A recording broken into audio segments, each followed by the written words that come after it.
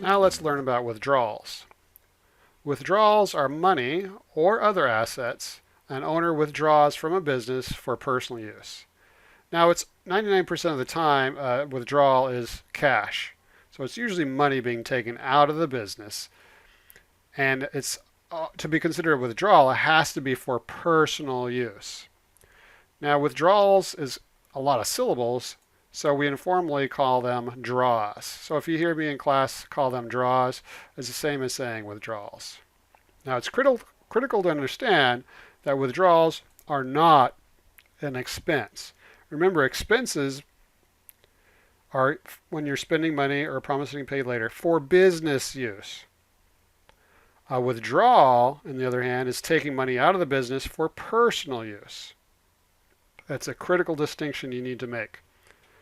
And when we're using the formal name of the withdrawal account, it's going to be written with the owner's name first, like Rex Jacobson, and then comma, and then the word withdrawals. So now, here's a question for you. Do withdrawals affect the calculation of profit or loss? No. Withdrawals are not involved with calculating profit or loss. Do you remember the formula for profit or loss? It's revenues minus expenses equals net income. So here's why withdrawals are not part of the formula for net income. Remember, net income, also called profit, is going to be taxed. If a company has a profit, they're going to be taxed on that. So what a lot of business owners try to do is they try to minimize their profit by illegally categorizing withdrawals as expenses. In other words, they try to take their car payment or their house payment, for which would be a withdrawal, something that they're spending on themselves, and they try to classify that as a business expense. That's illegal, because what they're trying to do is they're trying to avoid paying taxes. So it's really critical to know the difference between expenses and withdrawals. Expenses are for business use. Withdrawals are for personal use. And the other thing we need to know about withdrawals is, like expenses, they decrease owner's equity, which we'll see on the next slide.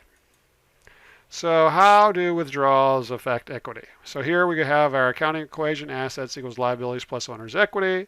Let's say you are a business owner and you take $1,000 out of your business for personal use. You're going to spend it on rent, groceries, your cable bill, etc. So which classifications, asset, liability, and owner's equity, are affected? And my hint, of course, is the equation must always balance after the transaction. So let's start with the left side, assets. What happens to our assets when we take $1,000 of cash out of our business? Our assets are going to fall.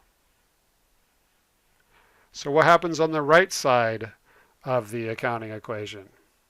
Well, notice we have a minus 1,000 on the left side, so we have to have a minus 1,000 under owner's equity, because taking money out of the business, you now own less of that business.